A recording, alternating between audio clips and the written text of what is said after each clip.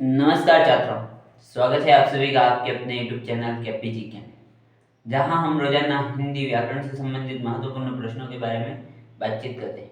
यदि आप इस प्रकार की श्रृंखला से जुड़े रहना चाहते हैं तो इस YouTube चैनल को सब्सक्राइब कर दें तथा पास लगे बेल आइकन को भी दबा दें, जिससे आपको सबसे पहले सूचना प्राप्त हो सके। तो आइए आज के अपने प्रश्न की शुरुआत करते हैं। आज का अपना प्रश्न संख्या है 28, जिसमें क्या पूछा गया है कि निम्नलिखित में से कौन सी संज्ञा दृश्य व सदैव एक वचन रूप में रहती है। मतलब इनमें से ऐसी कौन सी संज्ञा है जो किसमें रहेगी, दृश्य रूप में और सदैव एक वचन में रहेगी। अ व्यक्तिवाचक, ब जातिवाचक, स भाववाचक और द उपयुक्त सभी। तो सबसे पहले तो हमें पता होना चाहिए कि हमने परिभाषा क्या पढ़ी संज्ञा की, किसी व्यक्ति वस्तु स्थान और भाव के नाम को। तो क्या होगा, एक तो व्यक्ति, वस्तु और स्थान। किसी व्यक्ति वस्तु स्थान और भाव के नाम को क्या कहते हैं, तो भाव। इनके नाम को क्या कहेंगे हम, तो इनके नाम को क्या कहेंगे, संज्ञा। तो हमारे क्या देखना कि व्यक्ति है, व्यक्ति जैसे मैं भी व्यक्ति हूं, आप भी व्यक्ति, तो आप क्या दिखाई दे रहे हैं, मतलब दृश्य रूप में होगी। वस्तु, कोई भी वस्तु आपके सामने, जैसे चौक है ये देखिए, तो ये भी क्या दिखाई देगी, तो ये दृश्य रूप में। स्थान एक निश्चित भौगोलिक रूप होगा, तो वो क्या होगा, स्थान। तो ये भी क्या होगा, ये तीनों चीजें दृश्य होगी, मतलब दिखाई देगी, इसलिए इसे क्या कहेंगे, तो दृश्य। ये तीनों दिखाई देगी, इसके लिए इनको क्या कहेंगे, दृश्य। और भाव होंगे वो क्या होंगे, मन में आएंगे, तो वो क्या होंगे, अदृश्य होंगे। दृश्य व्यक्ति वस्तु और स्थान क्या होंगे, तो दृश्य होंगे, और जो भाव होंगे वो क्या होंगे, अदृश्य होंगे। ठीक है, तो ये आपको लिख देना है, सबसे पहले लिख दीजिए आप। व्यक्ति वस्तु और स्थान क्या होंगे, तो दृश्य होंगे, और भाव क्या होंगे, तो अदृश्य होंगे। अब हम देखते हैं कि व्यक्तिवाचक संज्ञा,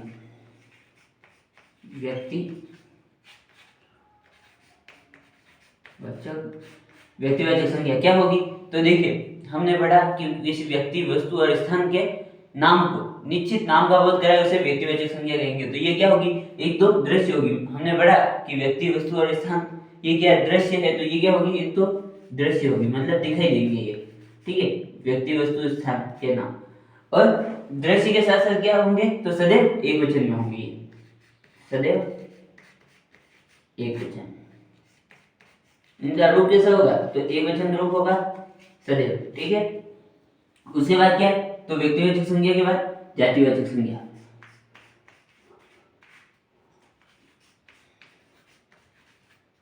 जातिवाचक की परिभाषा क्या पड़ी कि व्यक्ति वस्तु स्थान के संपूर्ण जाति का बोध कराए। तो ये क्या होगी, ये भी दृश्य होगी। सबसे पहले तो दृश्य, दृश्य के साथ साथ क्या होगी, तो ये बहुवचन होगी, बहुवचन। बहुवचन नहीं होगी तो ऐसे एक वचन जिनका क्या बनाया जा सके, बहुवचन। तो या फिर क्या होगी, ऐसे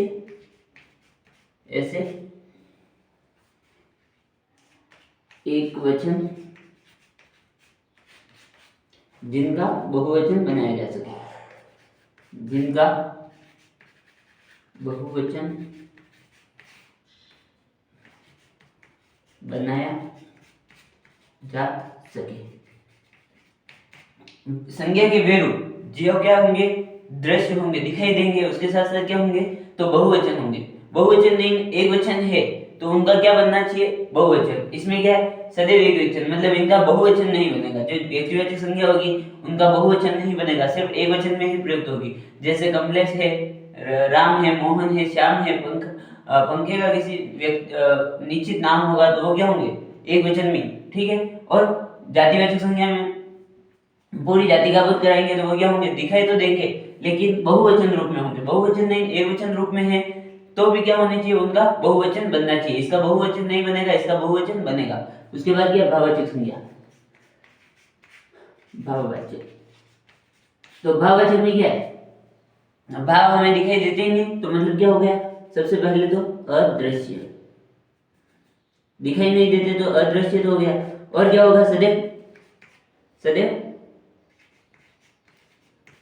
एक वचन।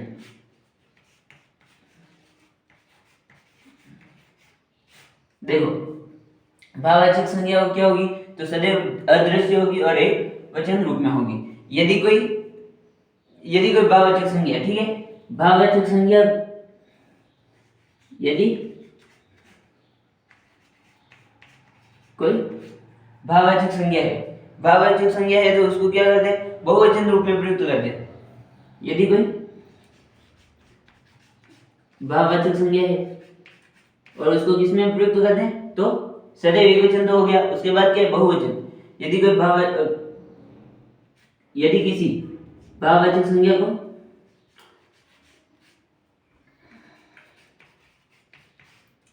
को बहुवचन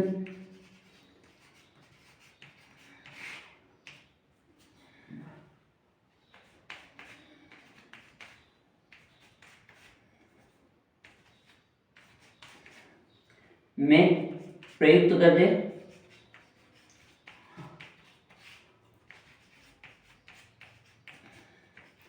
तो वह जातिवाचक बन जाती है। जातिवाचक संज्ञा बन जाती है, ठीक है। हमें याद रखना है, क्या याद रखना है कि कोई अदृश्य संज्ञा शब्द कोई है, ऐसा है जो अदृश्य मतलब भाव है, ठीक है, भाववाचक संज्ञा, उसका कैसे प्रयोग करते हैं, बहुवचन रूप में। मतलब जैसे अच्छा ही क्या भाव है, अच्छा ही तो भाव है, अच्छा ही भाव है, और इसे बहुवचन रूप बना दे। जैसे क्या बना दे, अच्छा ही है,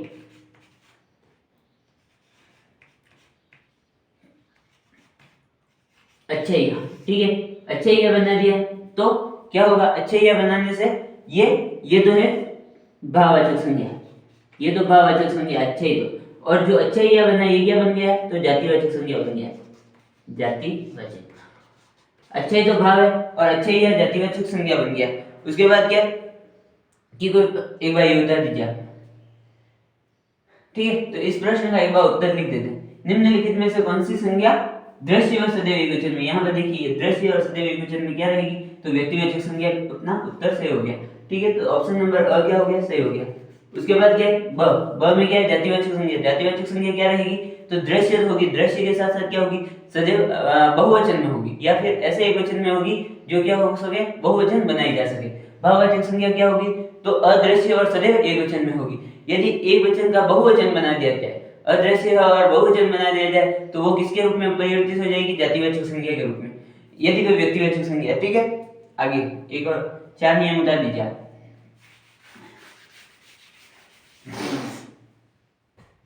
पांचवा नियम है, यदि किसी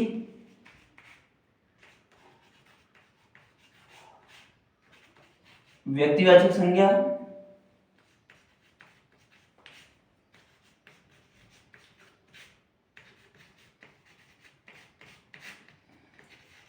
शब्द, कोई व्यक्तिवाचक संज्ञा शब्द है, उसको क्या करते हैं हम, एक से अधिक नामों के लिए प्रयुक्त करते हैं।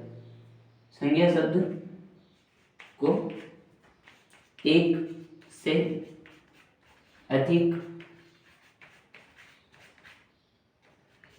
नामों के लिए प्रयुक्त करें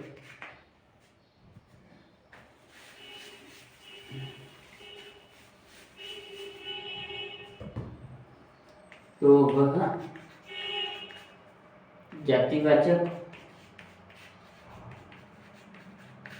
संज्ञा बन जाती है। देखो कोई व्यक्तिवाचक संज्ञा है, एक वचन में रहती है, ठीक है, उसके एक वचन की जगह हम उसमें क्या करते हैं, एक वचन है उसको एक से ज्यादा व्यक्तियों के लिए प्रयुक्त करते हैं। जैसे मीरा है, मीरा के किसमें शामिल किया जाएगा, मीरा एक विशेष महिला का नाम है, ठीक है, इसको अनेक महिलाओं के लिए प्रयोग करते हैं। कैसे करते हैं, तो भारतीय नारियां क्या है, मीरा है, भारतीय नारियां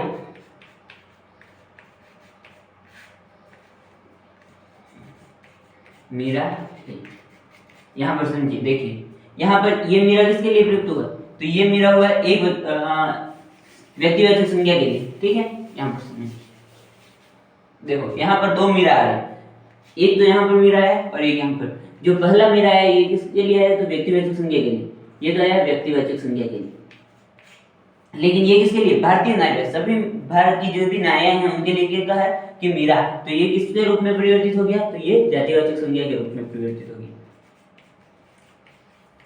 जातिवाचक संज्ञा के रूप में परिवर्तित हो गया। सबसे पहले व्यक्तिवाचक संज्ञा, व्यक्तिवाचक संज्ञा क्या होगी, तो दृश्य कौन कौन सी होगी, व्यक्ति और जाति दोनों दृश्य होगी और भाववाचक अदृश्य होगी। यदि कहीं पूछा जाए कि दृश्य सदैव दृश्य कौन सी, तो व्यक्तिवाचक और जातिवाचक सदैव दृश्य रहेगी और भाववाचक अदृश्य रहेगी। व्यक्तिवाचक का सबसे पहले नियम पढ़ा कि ये सदैव क्या होगी, तो दृश्य होगी, दृश्य के साथ साथ एक वचन में प्रयुक्त होगी। जातिवाचक क्या होगी, तो दृश्य और बहुवचन के साथ साथ ऐसे एक वचन के रूप में प्रयुक्त होगी जो जिसका क्या बनाया जा सके, तो जिसका बहुवचन बनाया जा सके। उसके बाद क्या, भाववाचक संज्ञा, भाववाचक संज्ञा क्या होगी, तो भाववाचक संज्ञा सदैव अदृश्य होगी, अदृश्य के साथ साथ क्या होगी, तो अदृश्य के साथ साथ एक वचन में रहेगी सदैव, ठीक है। यदि भाववाचक संज्ञा है उसका क्या बना दिया जाए, बहुवचन बना दिया जाए, तो बहुवचन बना दिया जाए तो वो किसके रूप में प्रयुक्त हो जाएगी, तो बहुवचन बनाने पर वो जातिवाचक संज्ञा का रूप धारण कर लेगी। उसके बाद क्या, यदि कोई व्यक्तिवाचक संज्ञा है, व्यक्तिवाचक संज्ञा उसका क्या करते हैं हम, अनेक व्यक्तियों के लिए, मतलब अनेक के लिए उपयोग करते हैं, तो वो किसके रूप में परिवर्तित हो जाएगी, जातिवाचक के लिए। जैसे ये मीरा है, तो मीरा मतलब एक व्यक्तिवाचक संज्ञा का उदाहरण है। और यदि इस प्रकार अपने वाक्य आ जाए कि भारतीय मीरा, भारतीय नारियां क्या है, तो मीरा है, तो भारतीय नारियां मीरा है, तो इसमें मीरा के लिए पूछा जाए तो ये किसमें शामिल किया जाएगा, जातिवाचक संज्ञा में। यदि यह वीडियो आपको पसंद आया हो तो वीडियो को लाइक, शेयर, चैनल को सब्सक्राइब तथा पास लगे बेल आइकन को भी दबा दें, जिससे आपको सबसे पहले सूचना प्राप्त हो सके। धन्यवाद छात्रों।